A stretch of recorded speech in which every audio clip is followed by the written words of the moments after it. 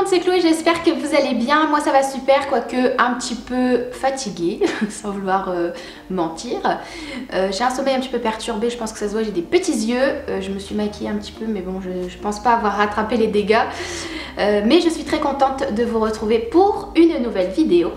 Aujourd'hui on attaque avec le sujet qui va suivre ma dernière vidéo. Si vous ne l'avez toujours pas vue, je vous mets le lien, enfin je vous mets la vidéo dans le petit qui se trouve au-dessus. Alors je sais jamais, en fait là vous voyez j'ai changé de décor, je me suis mis dans mon salon parce que la lumière elle est meilleure ici. Donc je sais plus, là j'arrive plus à me situer, je sais pas si c'est là ou c'est là, mais bref vous allez voir apparaître la vidéo dans un petit i ici. Si vous ne l'avez toujours pas vue, je vous conseille d'aller la voir avant de regarder celle-ci parce que sinon vous allez rien comprendre. Comme c'est la suite, bah du coup vous allez rien comprendre, donc je vous conseille d'aller la voir et puis après bah, vous revenez voir celle-ci, comme ça vous comprendrez avec un petit peu plus d'explications. Je suis en train de filmer devant ma porte-fenêtre qui donne dans mon jardin, qui donne dans la rue. Il se peut qu'il y ait des gens qui me voient, que je sois extrêmement gênée, mais bon. Comme vous avez pu voir dans le titre, aujourd'hui je vais parler avec vous de mon expérience avec les traitements, enfin le traitement du moins que j'ai eu et les spécialistes et les médecins que j'ai consultés pour traiter en fait mes crises d'angoisse parce que bah comme je l'ai dit dans ma vidéo précédente qui est juste ici, ça a été quand même assez compliqué de gérer ça, surtout maintenant que ça fait 8 ans. J'en ai vu pas mal, j'ai fait la liste sur un petit carnet donc qui est juste ici. Hop. Et hop, pour rien oublier en fait parce que je veux vraiment vous donner tous les détails et toutes les explications pour vous donner un petit peu mon ressenti, etc.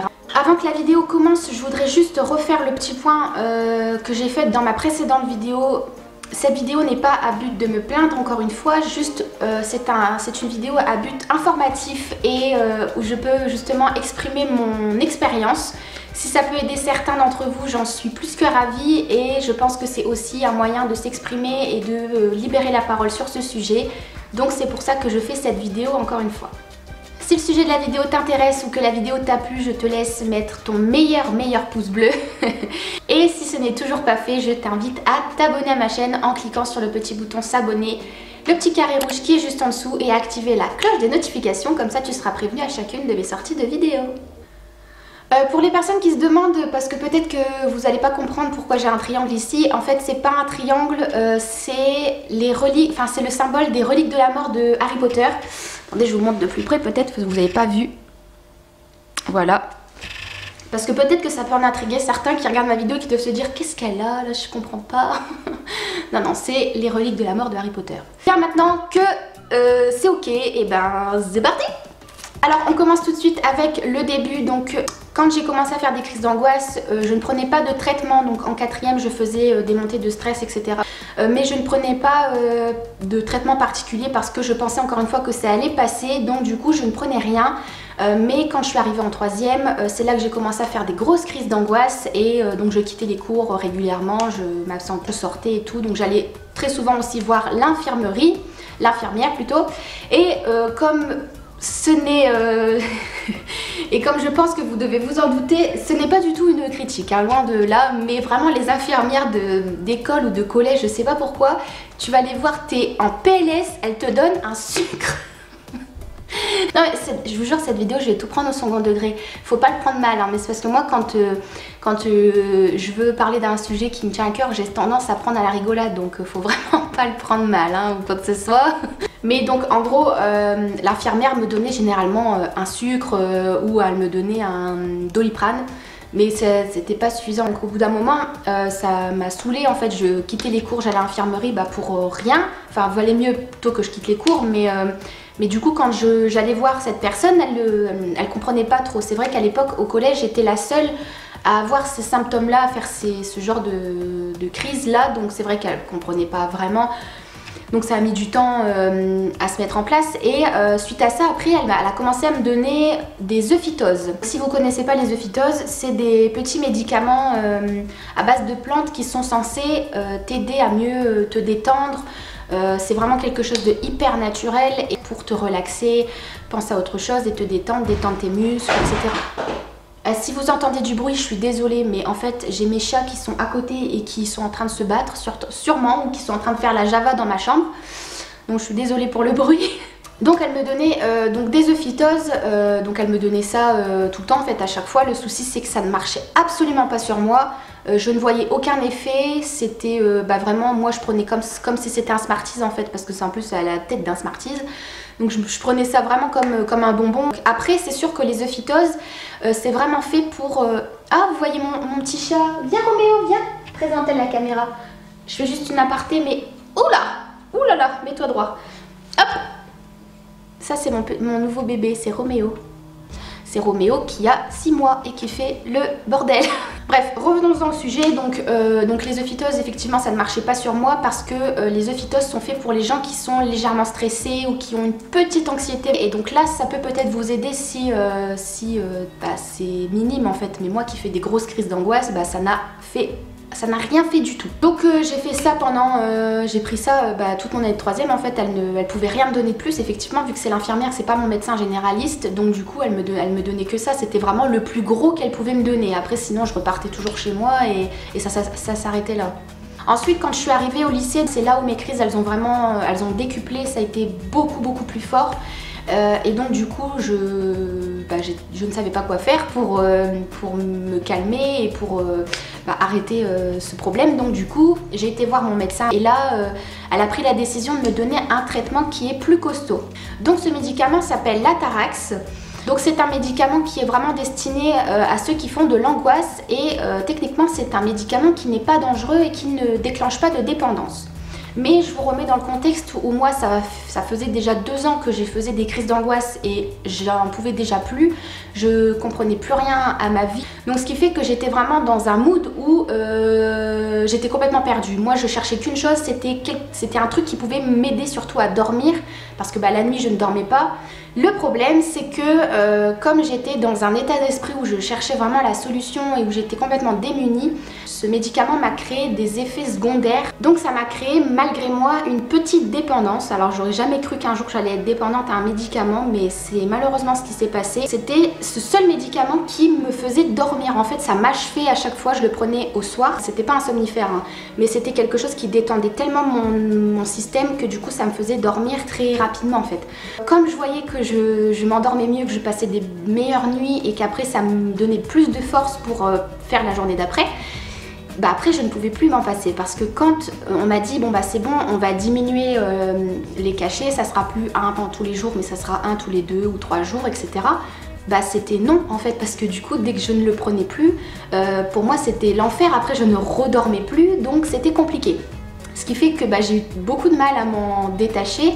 Je me souviens des soirs où je pleurais devant ma mère en me disant maman donne-moi l'Atarax, je peux dormir qu'avec ça parce que c'était compliqué, j'arrivais pas à faire sans. Tout doucement, petit à petit, j'ai réussi à m'en passer, j'ai pris sur moi et je ne le prenais plus autant, je le prenais après qu'une fois par semaine et après je le prenais dans mon sac pour aller à l'école et dès que je faisais une crise d'angoisse c'était systématique, on prenait l'Atarax qui était dans mon sac, on me donnait le cachet et après j'étais assommée, je rentrais chez moi.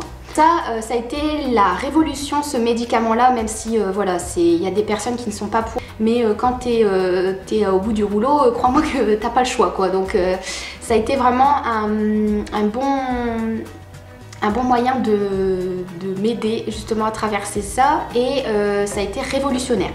À savoir que l'Atarax je l'ai pris quotidiennement pendant plusieurs semaines voire plusieurs mois et après donc du coup j'ai diminué les doses, on a fait ça progressivement et ensuite je l'avais du coup dans mon sac et je le prenais vraiment en cas de crise d'angoisse assez forte que je ne pouvais pas gérer. Ensuite mon médecin généraliste a décidé de me donner quelque chose de plus fort parce que je ne pouvais pas continuer à prendre l'Atarax tout le temps ni à l'avoir tout le temps sur moi, c'était pas possible. C'était difficile parce que du coup j'étais reliée à un médicament et sans ça en fait je me voyais plus gérer mes crises d'angoisse toute seule. Ce qui fait que du coup j'étais très triste, j'avais des pensées très négatives. Pour moi j'arrivais plus du tout à gérer correctement ma situation, c'était un enfer. Donc du coup je suis retournée voir mon médecin et elle m'a vue en fait dans un état pas possible. Elle a demandé à ma mère son accord en fait pour que je puisse prendre un antidépresseur. Je sais qu'il y a beaucoup d'avis divers sur les antidépresseurs. Moi Quand on me l'a prescrit, j'ai dit à mon médecin, j'ai dit oui, donnez-le-moi parce que là j'en peux plus en fait, je sais pas quoi faire, je suis au bout, j'arrive plus. Ce qui fait que moi quand mon médecin elle a parlé de ça, j'ai même pas capté que c'était un antidépresseur, sauf que ma mère elle était avec moi et elle avait forcément la conscience lucide et elle s'est dit oula, un antidépresseur, ma fille a 16 ans, parce que les antidépresseurs en fait ça... Pendant un certain temps, ça te crée des effets secondaires absolument énormes. Voilà, ma mère, elle voyait tout de suite ça en fait. Elle voyait vraiment le côté où ça allait être compliqué pendant plusieurs mois. Surtout, j'étais toujours scolarisée. Alors bon, après, pour l'école, c'est pas évident. J'ai pris un cachet un matin et c'est vrai que ça m'a fait bizarre de me dire ça y est, je commence à prendre des antidépresseurs. Parce que pour le psychologique, ça fait drôle en fait. De se dire bon bah ça y est, je passe à ça, c'est que ça devient grave quoi. Et ma mère en fait quand elle a vu ça, elle m'a vu prendre le premier cachet et elle a dit non, ma fille tu arrêtes là, je ne veux pas que tu prennes ça, c'est hors de question, on va voir quelqu'un, j'ai une dernière solution pour toi. Ça m'amène à vous parler justement des médecins parce qu'au niveau du traitement c'est là où je me suis arrêtée. Je me suis arrêtée à ce cachet d'antidépresseurs et ensuite j'ai vu un spécialiste, le dernier spécialiste que j'ai vu qui m'a complètement, qui m'a changé la vie ou surtout m'a changé mon psychique. Mais avant de vous parler de ce spécialiste, je vais vous parler de tous les médecins que j'ai rencontrés et vous donner un petit peu mon ressenti sur ça. Donc le premier forcément, sans grande surprise, c'est le médecin généraliste. Moi c'est une femme que je consulte depuis que je suis tout bébé. Ensuite j'ai vu une psychologue. En fait, je suis en train de parler, mais vraiment ma vie, j'ai 21 ans, j'ai l'impression d'avoir 4 vies derrière moi. Je sais pas, des blagues. Bref, je suis donc retournée parce que j'ai vu une psy pendant 6 ans. Alors pas d'affilée, mais j'ai vu une psy au total pendant 6 ans. Et j'ai fait des crises d'angoisse, forcément je suis retournée la voir. Et encore une fois, avoir un psy, c'est pas... J'aimerais vraiment enlever le tabou sur ça, hein, parce que des fois ça me saoule quand j'entends des trucs. Mais voir une psychologue, croyez-moi, c'est pas... négatif. Si tu vois une psy, c'est que tu as besoin d'aide et que tu reconnais avoir besoin d'aide et ça peut beaucoup aider aussi pour parler parce que c'est quelqu'un que tu ne connais pas et c'est plus facile aussi je pense de parler à quelqu'un que tu ne connais pas parce que tu rentres dans son bureau, clairement tu fais attends, je rentre dans ton bureau, je te claque tous mes problèmes, démerde-toi avec et moi je repars. C'est ça, enfin, je trouve que les psychologues sont merveilleux parce qu'ils ont une façon dans leur regard. Moi je rentrais dans son cabinet, c'est simple, je pleurais tout de suite. Rien qu'à son regard, elle me disait toujours « Alors, comment ça va Chloé aujourd'hui ?» Ah, je me mettais à chialer direct. Ah, il n'y avait pas de transition, c'était tout de suite. Les gens de ma famille qui voient cette vidéo, ils doivent se dire « Ouh, elle a jamais parlé de ça devant nous. » Mais pour moi, c'est plus facile. Ensuite, j'ai été voir une sophrologue. Donc pour les personnes qui ne savent pas ce que c'est qu'une sophrologue ou la sophrologie, c'est une technique médicale qui est beaucoup centrée sur la respiration et sur les énergies. La première fois que j'y suis allée, franchement c'est assez bizarre comme technique, c'est assez particulier, surtout que bon, moi j'étais ado quand je voyais ça, donc t'as l'œil adolescent qui dit qu'est-ce que je suis en train de me faire sur moi là. En fait je me suis rendu compte que je respirais dans le mauvais sens. Quand tu respires, normalement tu es censé gonfler ton ventre à l'inspiration et à l'expiration tu rentres ton ventre. Moi je faisais l'inverse. Je rentrais et je relâchais. Le problème c'est que elle me disait que cette façon de respirer que j'avais, c'était la respiration du stress. Quand on est angoissé, on respire dans le mauvais sens et ça crée encore plus de stress. Et ça a été bénéfique pendant longtemps. Parce que c'est comme ça en fait que je me suis rendu compte que ça me donnait du stress en plus de mal respirer. Donc peut-être il y a des gens qui sont en train de me regarder qui doivent se dire peut-être je respire dans le mauvais sens. Mais c'est peut-être vrai parce que moi quand je l'ai dit à mes parents respiraient dans le mauvais sens aussi. Suite à ça, quand on a fini avec la visualisation de la respiration, elle m'a fait la technique des pierres et des énergies. Donc je devais être allongée sur une table et elle m'a mis des pierres sur tout mon corps avec des points très précis où justement ça devait libérer toutes les mauvaises énergies, le mauvais stress, etc. Les plusieurs séances que j'ai fait par la suite, ça a été incroyable. Ça m'a vraiment beaucoup aidé. Et au final, après chaque séance, j'étais toujours très fatiguée parce que toutes les énergies étaient parties et ça me faisait beaucoup de bien. Si vous avez des soucis de stress ou un petit passage à vide, un petit coup au moral et tout, faire de la sophrologie, c'est excellent. Ça m'a fait beaucoup de bien et je le recommande vraiment à ceux qui en ont besoin. Ensuite, pendant ce temps-là que je faisais de la sophro, j'ai été voir une personne qui se fait appeler magnétiseur. Donc qu'est-ce qu'un magnétiseur? C'est quelqu'un qui a des énergies dans les mains, précisément. Donc c'est une personne qui n'est pas forcément qualifiée, c'est quelqu'un qui fait généralement ça en don. Tu payes pas en fait quand tu fais ça, c'est vraiment quelqu'un qui offre ses dons pour pouvoir aider les gens. Donc il y a des personnes à qui ça a marché, malheureusement moi ça n'a pas fonctionné, je pense que je n'étais pas assez réceptive au magnétisme. Mais c'est une bonne expérience, c'était un truc à faire parce que à tes souhaits. Parce qu'encore une fois, moi j'ai vraiment tout essayé. Ma mère elle m'a envoyé voir beaucoup de monde pour essayer de gérer ça au maximum. Donc c'était une bonne expérience, mais malheureusement ça n'a pas fonctionné sur moi. Mais en tout cas la personne était très gentille. Et moi je fonctionne vachement au feeling, genre au ressenti. Si la personne elle a des bonnes vibes, bah tu le sens, en fait ça te met bien tout de suite. Et moi tous les gens que j'ai vus, franchement ça, des pépites en fait, ils étaient vraiment gentils. Et donc on arrive à le dernier spécialiste que j'ai vu en date et celui qui, celle plutôt parce que c'est une femme, celle qui m'a complètement changé la vie et la façon de voir mes crises d'angoisse. Suite, donc du coup je vous refais un petit retour en arrière, le jour où j'ai pris mon antidépresseur, que ma mère elle m'a dit stop, j'ai une dernière solution à te proposer, on va tester, on va voir et si jamais vraiment au grand jamais ça ne marche pas, tu prendras ton antidépresseur, mais je veux tester quelque chose de plus naturel sur toi. Et donc j'ai vu une hypnothérapeute. Alors attention, ce n'est pas de l'hypnose de spectacle, c'est de l'hypnose médicale. Donc peut-être, je ne sais pas si vous en avez déjà entendu parler, mais par exemple les personnes qui ont envie d'arrêter de fumer et qui n'y arrivent pas, généralement ils se retournent vers de l'hypnose médicale parce que des fois c'est tellement inconscient. Après, à savoir si t'es réceptive, t'es pas réceptive, moi je l'étais, bien heureusement, enfin heureusement pour moi.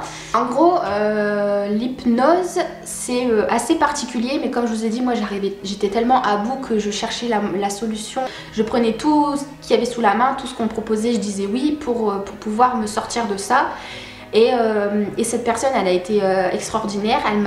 La première séance, elle m'a demandé de tout expliquer, d'expliquer toute ma vie. Et parce que j'ai un passé assez compliqué, assez difficile.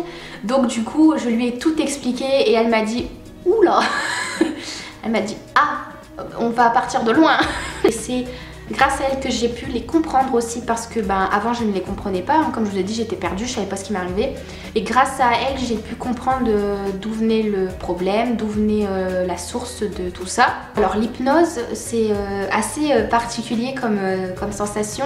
En fait, on est complètement conscient de ce qu'on est en train de faire, mais en même temps inconscient. En tout cas, moi je me souviens très bien des séances que j'ai faites avec elle. Mais en fait, elle parlait avec une voix très douce et très calme, très sereine. Elle me faisait visualiser beaucoup de choses. Elle me parlait avec des couleurs.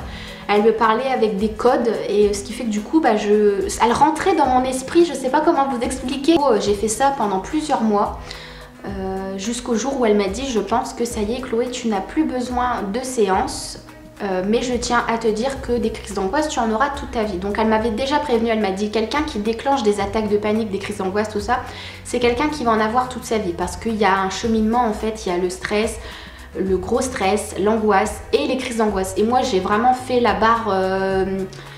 le baromètre de l'angoisse et moi je suis vraiment arrivée au top niveau quoi. Et elle a pu m'aider à mieux les gérer et à mieux les comprendre et à mieux les contrôler. Voilà, écoutez, on est sur une fin de vidéo, j'espère qu'elle vous aura plu, j'espère que vous avez aimé justement que je vous parle de ces backstage de crise d'angoisse, si je peux appeler ça comme ça. Et si jamais vous avez des questions, n'hésitez pas à me les poser en commentaire ou sur mon Instagram, je vous le mets là juste ici. N'hésitez pas à aller me suivre, comme ça si je peux répondre à vos questions, ça sera avec grand plaisir. Merci d'avoir regardé jusqu'à la fin. J'espère que c'était pas trop long. J'espère avoir réussi à libérer la parole sur cette pathologie là. J'espère que vous avez un petit peu mieux cerné le personnage entre guillemets. Donc, en tout cas nous on se retrouve très bientôt dans une prochaine vidéo et n'oubliez pas de prendre soin de vous et moi je vous fais des gros bisous. Ciao. feel good.